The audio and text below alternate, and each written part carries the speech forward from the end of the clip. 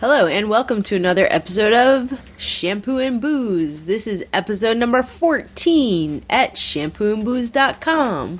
I just want to make clear, because even sometimes I'm not clear. So this podcast is about the fact that we have a vacation rental on Airbnb. Yes. Right? Yes. Okay. And it's also about the fact that we bought a second cabin that we're renovating to be our second vacation rental. Right. And the fact that we do this basically full time. Yes. Yes. We also have an eBay business where we sell old shoes on the internet, and that money is being used to fund this rental business. Right. So if people are listening to us, that would be why they would want to hear us, is because you're listening to people that are trying to not work for anybody else by cobbling together the most interesting, bizarre combination of things. And that, if anyone is also doing something like this or thinking about it, I think you've realized, or you'll soon realize, that there's no rules to any of this. Right. We're all making this up as we go along. Yeah. And that's what we talk about. Yeah, I mean, everybody does this differently. We're finding that to be true. Right. I find that when we talk to other people, it's like, oh, you're thinking about this totally differently than I would think about it. And that's just a different way of doing things. There's no rule book for any of this. Right. Some people might think there is. And that there are, starting to be little places online, little forums and communities where people can talk about this. But it really is kind of few and far between. Right. And so I guess what we're trying to do is kind of document just what we do every week. Yeah. To actually make this work for us. Right. And maybe, hopefully, other people may hear this and maybe jump into our comments and kind of can share their experience about how they're doing it. This month in January, so we've made about $900 on our one rental that we have. Yeah. Because it was only booked really 3 weeks, basically about 7 nights. Right, and part of that, too... No, sorry. It was only booked about 5 nights.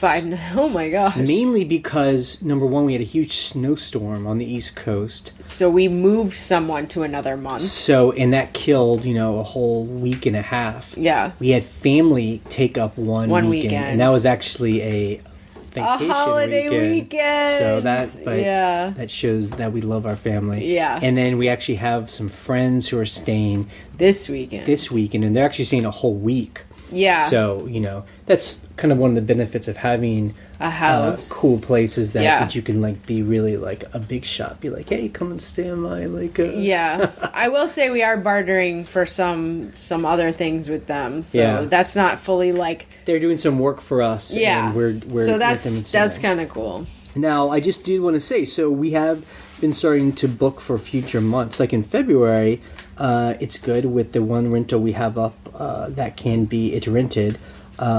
We have 4 people that are coming to stay, 4 different bookings in February, which is awesome because normally February where we live is supposed to be no one wants to come in the winter time in a vacation spot. And that's what people complain about. So, and actually that would be...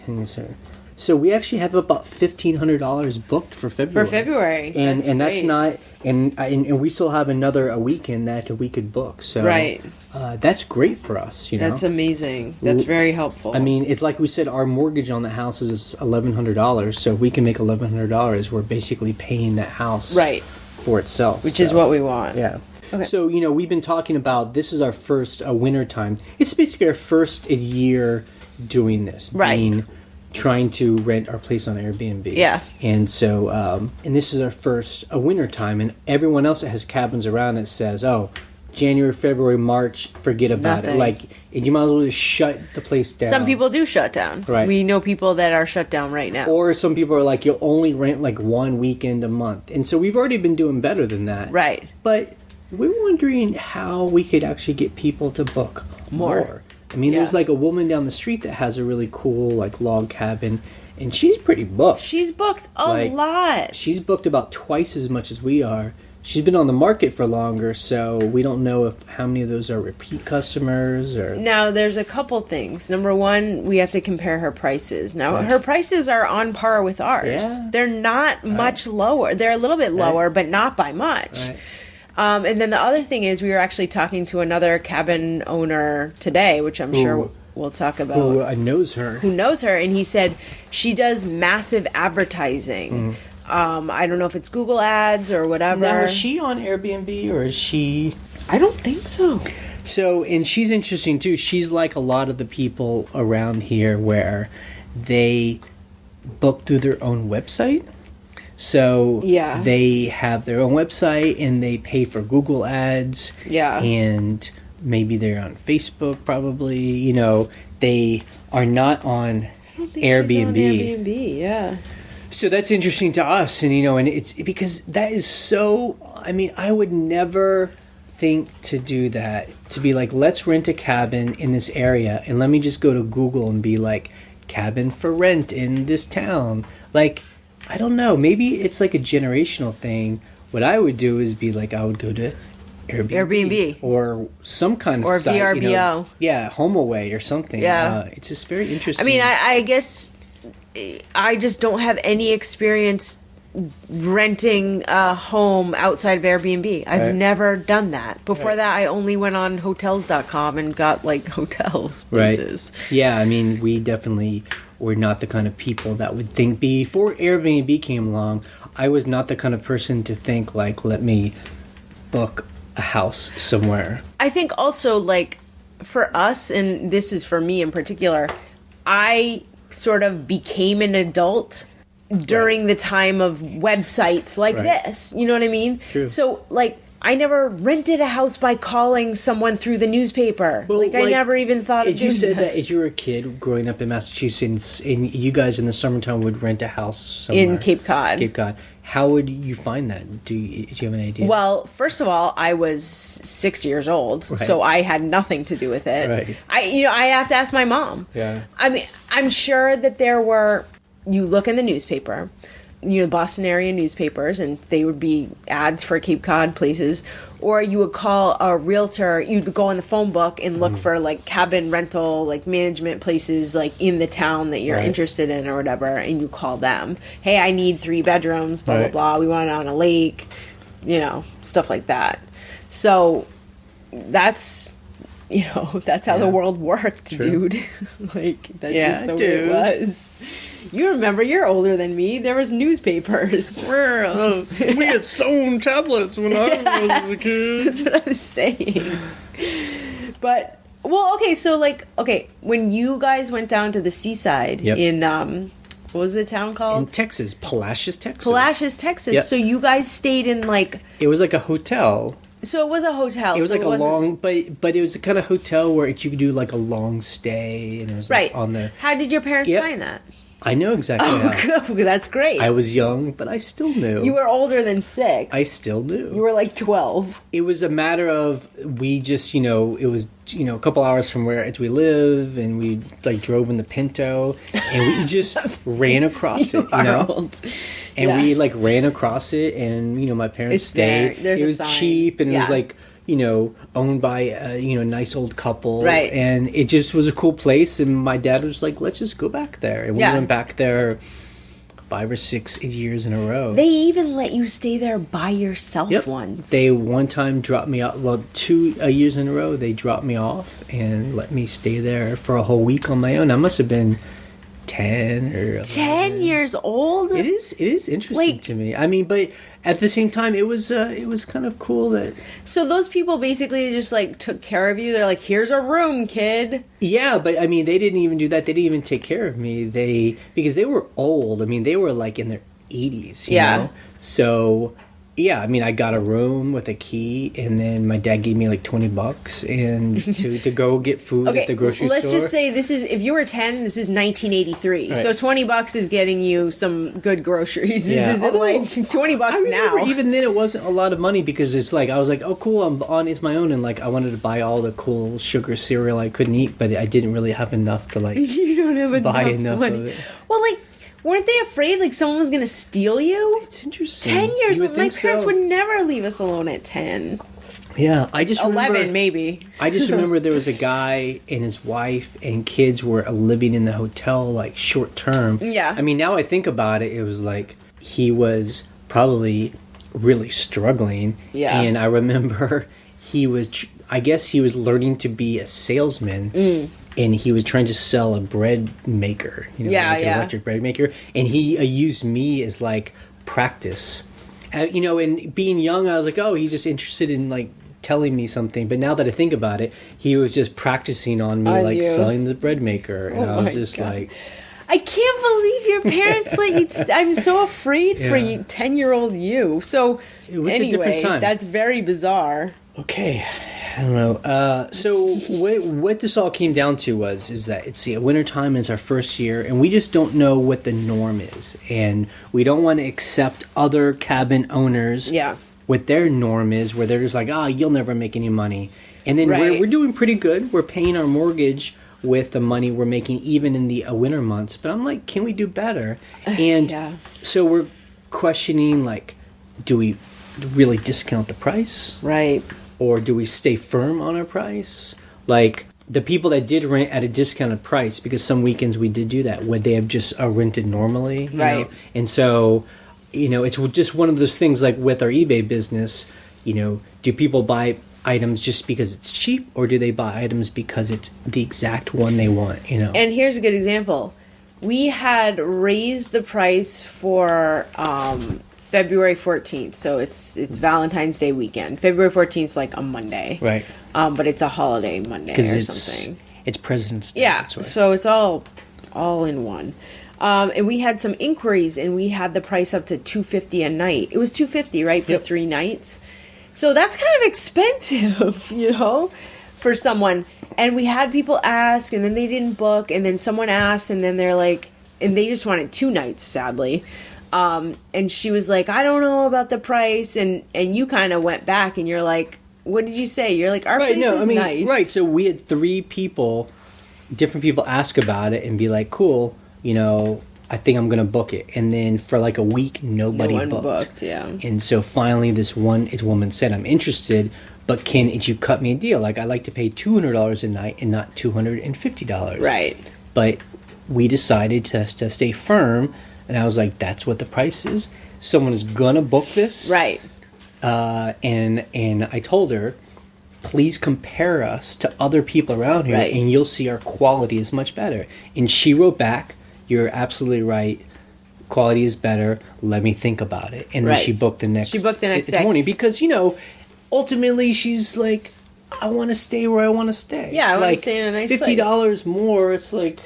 Yeah. I spend that on, like a dinner or something like that, Well, I think the issue is we were right on the cusp of changing the price that weekend. I mean, right on the cusp, and she booked. I know. It was like... I know. It's like, who blinks first? Yeah, right, exactly. So it feels like that sometimes. So I don't know, if you're, renting a place right now, or if you're thinking about it, I mean, that's definitely something that we deal with, is just with what is the optimum way to price. And I know Airbnb has that thing where it's like, it's recommended prices. Right. They're find crazy. For us, it's like, it is ridiculously low. I mean, it's probably great for Airbnb because it's the price where, like, it's so low, where it's such a great...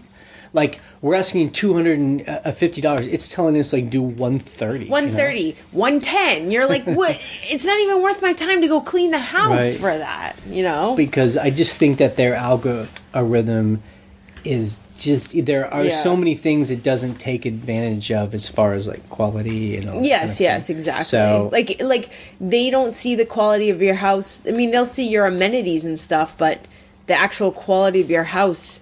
cannot be compared to someone unless you're looking at the pictures. Right. So that's what makes it tough. And so with our first, it's with the rental we have now, that's just what we're going to do. We're going to stand firm. We raise our price to $250 for weekends and $199 for weeknights. And we're just going to stand firm, and let's let's cross our fingers and see if we can't get the price that we want. And we can't be weak about it. So we'll see. I mean, I guess if it's like if it's like March and people aren't booking, we're still talking and people haven't booked for the summertime, then maybe we'll think about it. All right, topic number 2. House number 2. So we are redoing this cabin that we bought, or it's a house. I don't want to get, like, I keep calling it a cabin too because it's in an area with cabins, and it kind of was a cabin before. Right. I don't know what to call it. It's just a house, but it's an A-frame. It's a small house, but I mean, it's like basically doesn't have any bedrooms. It has like loft. a loft, 800 square feet. It would not really be. It wouldn't really be a normal American's family home. It's half the size of exactly half the size of our other house. Our other house is 1,600 square feet. So it's funny. It's exactly half. So I could see a living there. I mean, a couple could live there for sure. People are into small houses. So anyway, we have this place, and we'd hoped to buy it thinking like, well, it's in pretty good shape. We can just really quickly fix it. And basically, we thought it was like a cosmetic redo. Which is crazy for us to think that. But the reality is we start getting into it, and we start like, picking away at it. It's like you start to look at things and start peeling some stuff away, and you start to look, and you're just like, all just got to go. This is just all got to go because the people before us weren't taking care of it. Yeah. And that's every house we bought. And that's why we got good deals on every house we bought. Because people were like, I didn't really touch it. It's like, okay, that's why this house is worth $100,000 less than it should be. So, and then we talked a couple weeks ago about being our own contractor. So instead of like hiring a guy who we just tell him, please do all this. And then he worries about hiring the plumbers and subcontractors. We save money by being our own contractors because we don't have jobs. Like, this is what we do. Right. We don't have offices we have to be But at. this is what it's like. This is why if you pay a contractor 20% on top of all of the fees. So we're trying to get a roof put on this house. Yes. In order to do that, and we want to put overhangs on the house so the water doesn't just drip on the side of the house. There are overhangs, but there's some places that need overhangs. Right. So that means we need the power line taken off the house so that way they can put an overhang on it. But in order for the power to get taken down, we need the water drained in the house so it won't freeze when the heat's turned off. Right, because it's January right now. And so I have to, organize this. And it's taken like 3 to 4 weeks for this to happen. I have to first get the plumber to like commit to coming out and draining the water. And the plumber we use only works on the weekends. Right. and that's just because we like him, and that's important. And then number 2, we have to call the power company and schedule them to come out and pull the line off. Then I have to call the roofer and say, come out and put the overhang on. Finish that so I can call the power company back to reattach the power. So then there's power in the house, so working. So, it's taken 4+ weeks to coordinate this because of scheduling issues between the plumber and everyone. Plus it snowed 2 feet last weekend. That slowed things down.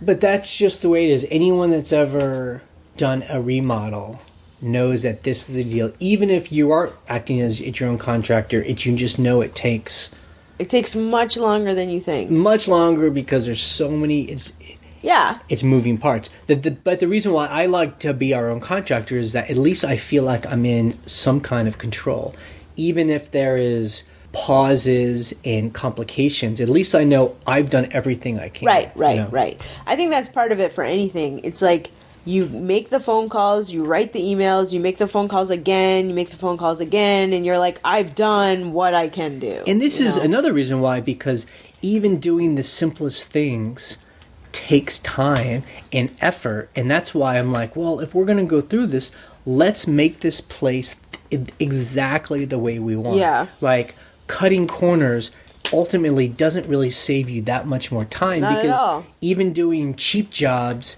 takes time. Well, so this is what we always think about with things like this. Jay's good at doing this because I'm terribly cheap. I tend towards being incredibly cheap. It's like, if you're going to pay someone the labor, and that's what costs the money, is the labor. Right. You might as well use better materials and take the time to do it right. Instead of, like, just use materials you have to replace in 5 years. Like, that's not saving you any money. Yeah. So do it right, do it quality, and be done. So the plumber came out today. We met him over there, and it was great. At first, we were just going to, like, there was actually not a shut-off valve in the house to turn the water off. So he had to put that on, and they were just going to drain all the water. But then when him and his helper was there, we were like, let's just tear everything out. Yeah, because we're going to tear everything out anyway. Because we had kind of decided when we were standing there that we wanted to redo everything anyway. He was like, okay, great. So we starts tearing things out. So we just tore out all the pipes. We tore out all of the kitchen or the bathroom, like, vanity cabinet thing. Yeah. We tore out the shower stall and the shower pan. We tore out the toilet. Yeah. The toilet was pretty much cemented into the floor. Yeah. You guys were chipping the toilet away with a chisel. So it was great. It was 3 hours. Yep. And we got it all loaded into the back of my pickup truck, and then we drove to the dump, and it cost us $14 to dump Throw it all away. Okay, we did recycle the metal. Yep. That was good. Yep, we did. Yeah. So because that happened, we were able to turn off the master switch of the electricity on the master panel switch. Right, because there's no water in the house, so there doesn't need to be heat. Yeah, so there's nothing to freeze. And the great thing is the power company comes at Monday at 8 a.m. And I called the its roofer, and I said, it's all you. It's all ready to go. You go. So he knows. I still trust him. You know, he hasn't. It's proven to me yet that there's a problem, and so I believe that once he gets started, because that's the thing I find with like most guys who do construction. Like most guys are hard workers. You know, it's just a matter of like getting them started. Yeah, because you know other jobs come up, they're getting pulled 5 different ways. Because most guys they're doing it. It's like us. They're independent workers, so they're like trying to juggle a million things. If I can just get him started, then it's like once they get started, then it's like they're into it and they're just. Well, the reason we found out that the roofer was taking so long is he was doing snow removal in Northern Virginia. Right. And dudes like that, I mean, they are working. Snow plowing. I mean, they're working every day, 12 hours a day. I mean, they're getting paid a lot of money. Yeah. So he drops. I hear we got breakfast the other day after we went to the dentist. Very adult.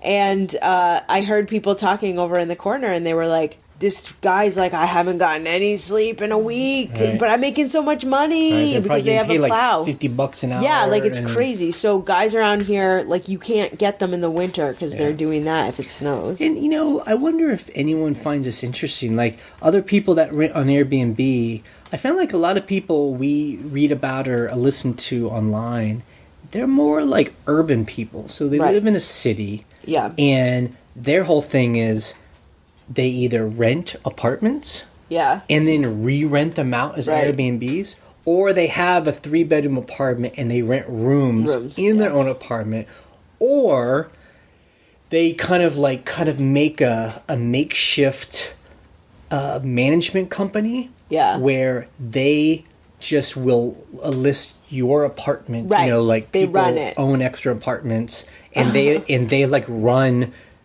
basically like a little hotel spread out throughout the town. Yeah, exactly. And so I wonder how many people are like us where, you know, if you live in a rural area, houses can be relatively cheap, you know? Yeah. $100,000. Right.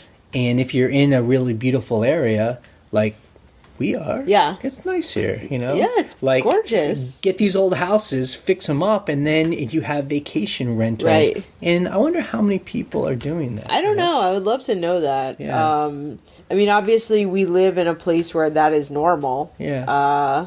People don't blink when you say you do it. But I just wonder in other places if that's going to start to happen. Because before, how were people doing it? Besides, like we said, the newspaper. Yeah. You know? And if you weren't on Cape Cod or Cape May or, you know. Yeah, I mean, I just wonder if there's like a new generation of younger people our age or a younger that, you know. Well, I've seen like when I go on seen this opportunity. When I go on Airbnb, sometimes just looking around in certain parts of the country, you know, I'll see like farm stays. That's like a new thing that's happening, I feel. Which is cool because I could see that as something that keeps a small farm afloat. Right. They got lots of land. Yeah. They can build like a little cabin thing. or two on their property. Right. And then people rent it and they want to see cows. Yeah. And that's awesome. And maybe their area wasn't a vacation destination, but they're kind of making it like, Like, I'm telling you, there are people who go on the map on Right. Airbnb and just look around. They're like, what's 2 hours from here? Right. Doesn't matter what direction. We'll Yeah. drive there. So that's, that's new. That's Yeah, different. which is cool. So Yeah, it's great. I don't know. So when we started this podcast, we were just wondering, we can only talk about our experience, but it would be interesting to hear how other people are, approaching this. Yeah, Because, absolutely. For us, it's a big deal. I mean, it's kind of like it's like this huge ship that you got to steer, and it's real slow to turn. You got to fix it. And then, at the end, we're going to have, like right now, we'll have 2 extra houses that will be bought and paid for by Airbnb rentals, and then it's just a money maker after that. Yeah. I hope so. Well, so what was interesting about today is, we were doing the plumber thing, and one of our neighbors Right, I mean, it's like where we live, like, once people see that something's going on, they'll stop. They'll just stop and come up They and don't be know like, what's going on? They don't care if they know who you are. They want to talk to you, whatever. What's happening over here? It just so happens that, like, we knew who this was. This guy owns 5 cabins. I've met him before. He has an attitude of he could care less that he runs cabins, right? Which is very different than us, right? We're like working hard, spending all our money making this into like a beautiful, sustainable, creative business, and he's like, yeah, it's a pain in the butt. It's something that bothers us is that we meet people who are often older than we are, so they're like baby boomers, and they're just like they've just collected this wealth. And it's almost like they couldn't even be bothered. Like, they're, like, not grateful about it. They aren't excited that they have it. They only complain about, people are renting from me. They're all thieves. And they're just... they're filthy. They don't know how to... Like, these cabins, like, I don't know. Just, like, I don't even worry about them, And it's just so strange to talk to people like that because they're very negative about what we're doing, too. Telling us about all the problems we're going to have. Not everyone is like that. But a lot of people we've met have been like that. And in reality, I think this is what the problem is. I think they are starting to have problems because what might have worked in the 80s or the 90s does not work in the 2000s. Yeah. Especially not 2016.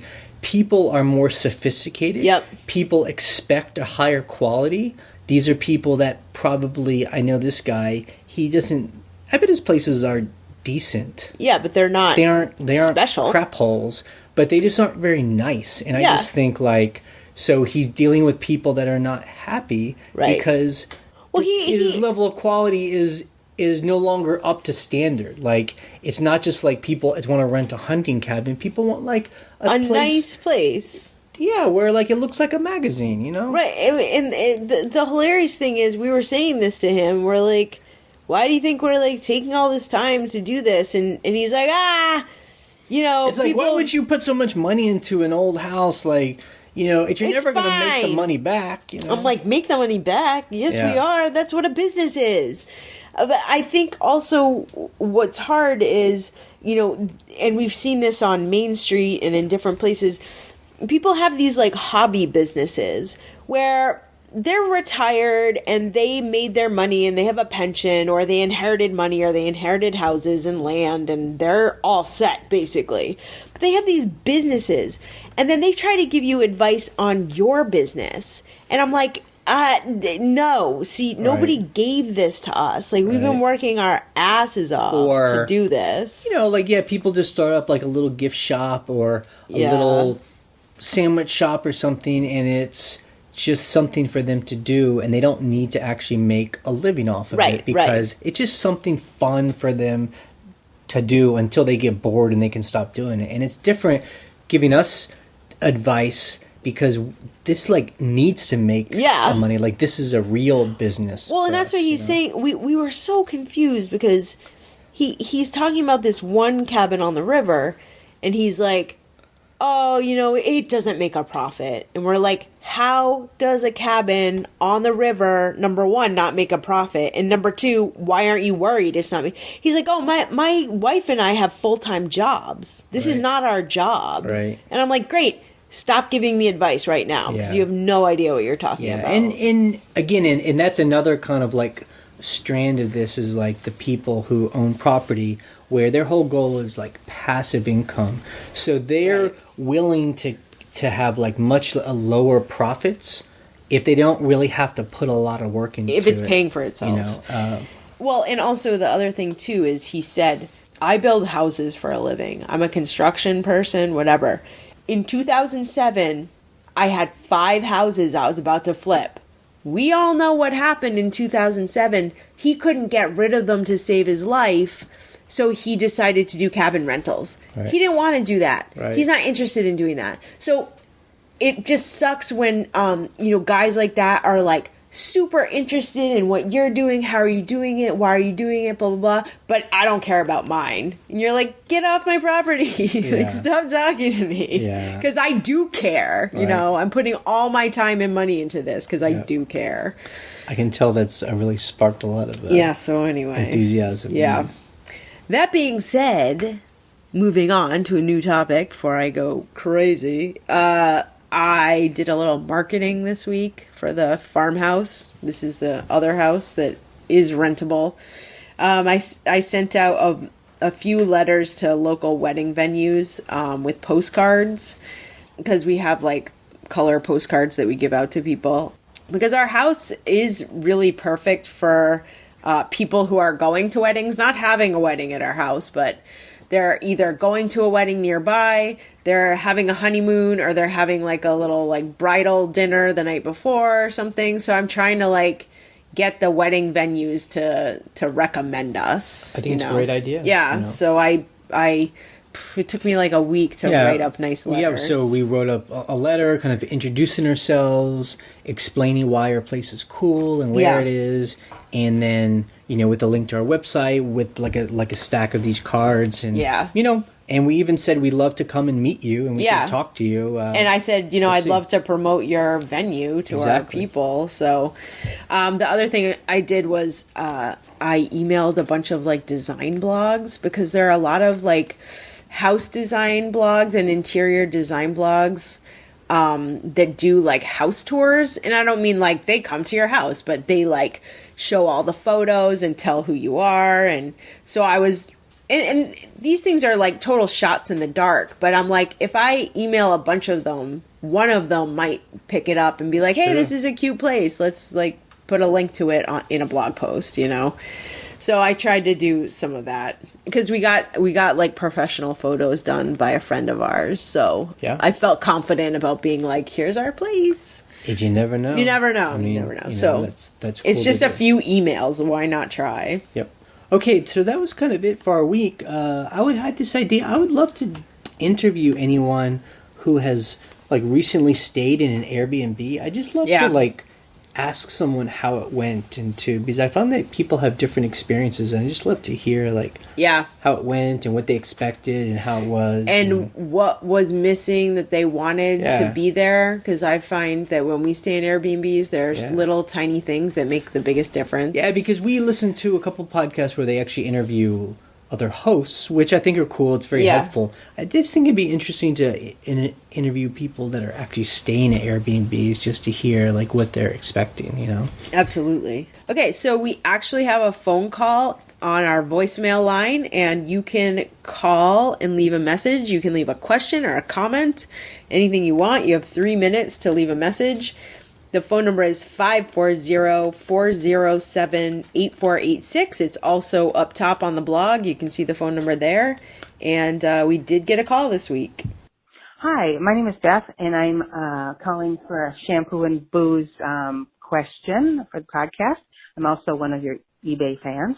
My husband has inherited his folks' lake home, and we plan on using it, and we're looking into doing Airbnb this coming summer, or seeing what we would need to do to get started. I had another friend who does Airbnb, and she said our insurance company at her State Farm said they would cancel her if she was doing Airbnb. So I was wondering if you had any suggestions for getting covered. I would imagine it'd be better to tell them ahead of time instead of hoping that I'm covered if I have third parties in there. So, let me know about any insurance ideas or things to watch out for. Thanks. All right, this is a good question because this is what everyone talks about in this sharing economy. Yeah. Like if you're trying to rent out either a home or a room in your home, it's the same if you're trying to do like, for Uber, if you're trying to drive a car, like what insurance. I mean, the number one is it's just good to go and talk to an insurance agent. I know in this day and age with the internet, it's just so easy to go online and you just like, you go to a website, Geico, you don't have to talk to anyone. It's really easy. State Farm or whatever. With something like this, what we did is we found a local insurance agent and just sat down with him and told him what we have. And especially since we live in a place where there's a lot of rentals, Vacation he knew rentals. exactly what we needed. We were like, we need vacation rental coverage. And also for us, that's important because if there is ever a problem, I don't want to have to call a 1-800 phone number. Right. I want to call my guy. I want to go Dave. into his office. I want to go to Dave and be like, Dave, solve these problems for me. So my other word of advice, too, is if you have a lake house, there are guaranteed other vacation rentals around there, full-time vacation rentals. Find someone who has one there that's one of your neighbors and say, where do you get your insurance? Right. Or like we said, go to that local town and go to the insurance agent. Hey, we have this vacation rental on the lake. We're switching insurers. Yeah, Tell us and about I think it. that's what I would do. Like if you live in another area town of the state, it wouldn't be wise to go to, or at least I don't think so, the insurance agent in your city where you live, because he doesn't know that area. Right. So go wherever the a rental is. There's going to be a local agent there. Absolutely. Farmers or whatever, whoever. Yep. That's what you should do. That's what we did, and it's worked out great. Yep. Okay, that's it for this week. Yep, thanks for being with us, and you can go to shampooandbooze.com to join the conversation over there. Yep, you can call us, you can email us. There's so many things you could do. Or you could do nothing at all. You could just listen. You could not listen. Either way. All right, thanks. Bye. Bye.